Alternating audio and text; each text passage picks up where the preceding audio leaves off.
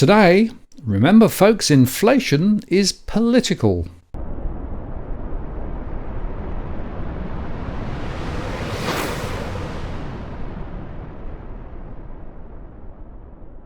Hello again, it's Martin North from Digital Finance Analytics, where I've noticed post covering finance and property news. Well, there's an excellent piece by John Authors on Bloomberg that gets to the heart of the matter on inflation. People do not believe the official statistics, and their own experience often says things are worse. So what's going on? And of course, let's remember, any positive inflation number still says that prices are rising. So he writes, many in the US and other countries disbelieve the statistics showing that inflation is coming down. In fact, Bloomberg's own weekend headline read, the Fed is curbing inflation, but consumers say they're still paying too much. And on social media, anyone drawing attention to the decline in price rises faces a deluge of disbelief from people who claim that statisticians don't live in the real world. So let's try to use statistics to get a little closer to the truth of a very confusing situation and attempt to remove some of the anger. There is a deep-seated impression that the focus of central banks and economic journalists on core inflation, excluding fuel and food, shows they don't care about those things or don't realize that real people have to pay for them. It's also seen as a way to lie about price rises and make them seem smaller or sometimes higher, depending on your conspiracy, than they are. In fact, this chart tracks year-on-year headline inflation compared to three popular measures of the core, excluding food and fuel, services, excluding shelter, dubbed supercore by the Federal Reserve, and the Cleveland Fed's trimmed mean that excludes the biggest outliers in either direction and takes the average of the rest. At present, in fact, all of those core measures make inflation look worse than the headline, so it's untrue that using them deliberately understates the problem. At this point, they show the problem remains much stickier than the headline implies. And over the last year, there's also a spreading belief that it's the month-on-month data that really counts. Obviously, these are more up-to-date, and it might give early warning on shifting trends. And when we repeat the exercise for monthly inflation, indeed, we see that it rose in August. The headline ticked up the most thanks to oil prices. The shift in the core measures, however, shows that this is not just about moves in the price of oil. The details of what happened in August doubtless contributed to the surprisingly hawkish tone that the Fed adopted last week, as it prompted caution about any claim that inflation was beaten. However, if you eyeball the chart, it's immediately obvious that it's highly variable month on month. Shouldn't be ignored, but it's pretty erratic. That's true also in Australia. Now, another point of great dissension is that a fall in inflation doesn't mean that prices have come down. It just means that they're increasing by less. The prior jump in prices remains intact. Rather than concentrating on the rate of price change, on this argument it's better to look at the level of prices. Victory over inflation can only be declared when all the increase is reversed. And this applies perhaps in particular to food, whose prices experienced a surge last year, which is now leveled off. But it is worth asking, is it fair to expect food prices, many of which are driven by factors far beyond the reach of monetary policy, such as droughts or epidemics, will they come down after they've risen? History suggests that it won't happen like that. If you look at the official US CPI for food going right back to 1960, expressed as a year-on-year rate on the left and an overall level on the right, it's gone up. Food prices are extremely volatile, but the chart on the left never gets below the x-axis. Year-on-year food inflation is never negative. Or looking at the level of prices on the right, we see that prices go up over time. They don't rise any faster than other prices in the long term, and it's fair to hope for food inflation to go sideways for a while, as it's done at various times in the past after a spike. But there's little chance of food prices falling back to an old level and staying there. Now, individual cases have a disproportionate impact.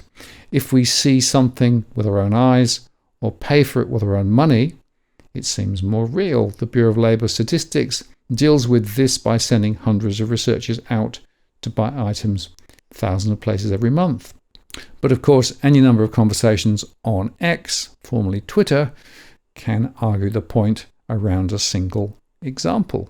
Here's one of paying an outrageous price as proof. The New York Times columnist David Brooks inadvertently provided a classic of the genre last week when he posted a photograph of a meal that he had to pay $78 for at New York airport. This is why people think the economy is terrible, he added. Hilariously, the restaurant struck back and revealed that most of his bill had been accounted for by 3 double whiskies. It even now offers a David Brooks special. The poor man has been the victim of a merciless online pile-on with photos of random items and complaints about how expensive they are. The whiskey point suggests that we need to be very precise when measuring inflation. The broader reaction is that taking single prices and extrapolating from them to the entire economy is, well, silly. Inflation is strongly influenced by people's expectations.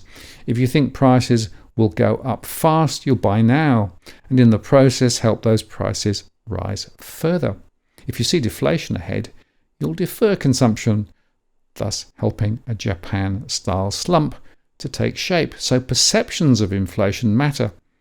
And in politically charged times, however, those perceptions are driven more by ideologically or party loyalty than by perceptions of supply and demand. Starting with the presidential election of 2020, the University of Michigan, whose consumer confidence survey has been a benchmark for many years, started to publish separate figures for the inflation expectation of Democrats and Republicans. At the outset, the two were close together. Since then, though, their divergence has been, well, startling. The latest numbers show Republicans bracing for inflation of 5% over the next year, which is far higher than the most pessimistic projections from members of the Federal Open Market Committee in the dot plot published last week, while Democrats think it will be more like 2%, which will put them at the most optimistic end of the FOMC. Neither of those actually sound realistic. And it's hard to believe that political beliefs aren't getting in the way. Longer-term expectations don't see such a wide gap, but it's still there. And the fact that even Democrats seem to believe that inflation is heading above 2.5% must be disquieting for the Fed. They actually think inflation rises from next year.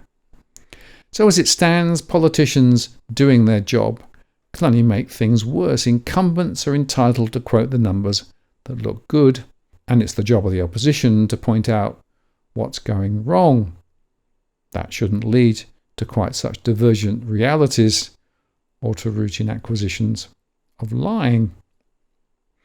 So I want to make 3 points. Firstly, the inflation measuring methodology is quite flawed, as we've discussed many, many times.